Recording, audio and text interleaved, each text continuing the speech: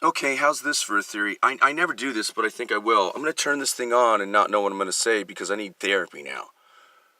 I now am praying to God to make me a less hateful, negative, grumpy, old, sick, homeless, bleeding man because this town full of obtuse, imbecilic, elitist, reactionary, condemnatory, white people, the worst of them, the liberals with purple in their hair, octogenarian, toxic children that never grew up. And yes, George Carlin, you're right that if your parents are disrespectful assholes, you shouldn't respect them, who come up and judge me and suck the life out of my chest because the spirit of shame runs their life, and they're elitist imbeciles. There's a bunch of really horrible white people that they're Puritans. I don't know, and it's related to the fact that this was set up as a racist state that repeatedly either didn't allow black people in or kicked them out after, like, World War II or whatever. And so this is just horrible. And I make up shit to say to them. It's not really funny. Like, hey, Dad, stop leering at me. I'm not mad-dogging you at the Noble Coffee House. This is an elitist, silent, condemnatory, scarlet-letter twat of a town. I keep using the word twat. They're precious. They're pretentious. They're entitled. They don't know they're doing it, and the liberals are worse than the conservatives. The only thing worse than the shit kickers rolling by in big trucks, which last night I thought they rolled by and were really cool and had a big brrrr, and I went, wow, badass truck, and they're like, but these people that drive Priuses, which is a car invented by aliens that looks like the shuttle from the Star Trek Enterprise that Data drove. It's a car named after a forced alien procedure in which they pry into your anus.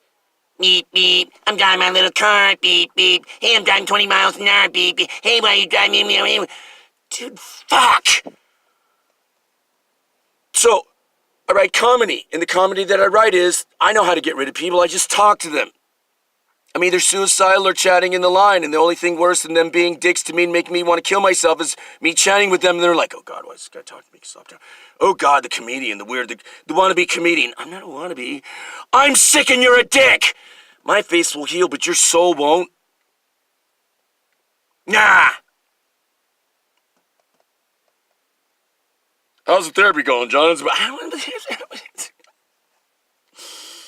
I don't want to talk to cops and say, look, I'm sorry, officer. The dude I'd never seen before, I had part of his face, I think, burned off or something.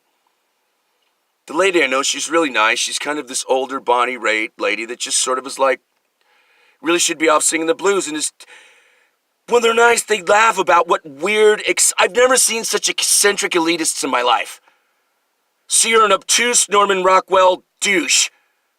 The one guy said, oh God, I think you're Dennis the Menace's dad. By the way, why do I remember who Dennis the Menace's dad was and what he looked like? Fuck. And so all I'm saying is, I'm a hateful, sick, old, bleeding man, but you don't know what poor, sick, or anything is. You don't like vulnerable, you're very uptight, you're shame-based, you're silent, you're condemnatory, and I'm saying shit like scarlet letter because old people had an education. Okay, so much for the therapy. There's a comedy routine somewhere in there related to, I'm sorry I'm talking to you. This is how I avoid getting laid for years. You ready?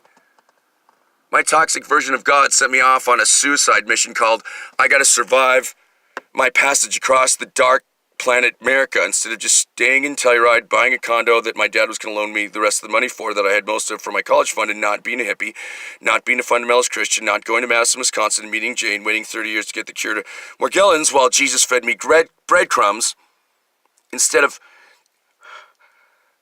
like Hansel and Gretel with the... So God let the toxic spirit of religion show up and say, you don't need sex or money, and, I thought it was God at the time. Okay, it wasn't. Maybe it was, sure. But then, all I had to do was stay there. Oh, boy, there was something related to this. This is the problem with therapy, is it's not comedy, and then you people are just sitting there going, what the fuck is he... I read a story one time of people's experiences with Jesus, and this lady was beaten and raped at 2, and what Jesus did was he showed up and told her what to tell the kidnappers to get them to let her go.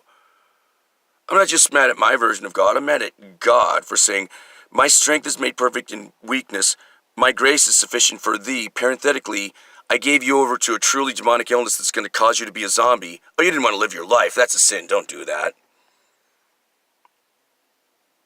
These people are the Pharisees of the future, and my only joke I can get out of the New Age versus Christianity is like Christianity is a really potentially wonderful gift if you open up the crappy box called Christ and then you experience Christ in a deer.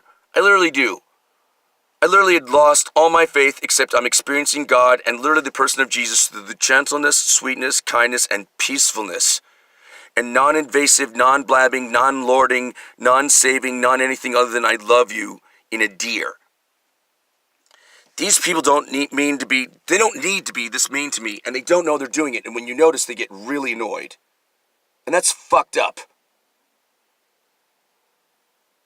And there goes some lady that I know from the laundromat who doesn't like me talking to myself, but I'm talking to myself to a camera in my car. Please, lady, can you go the fuck away and leave me alone? You're being a dick like everyone in this stupid town. So we're done. This is the problem with therapy. It's not comedy, and there you go.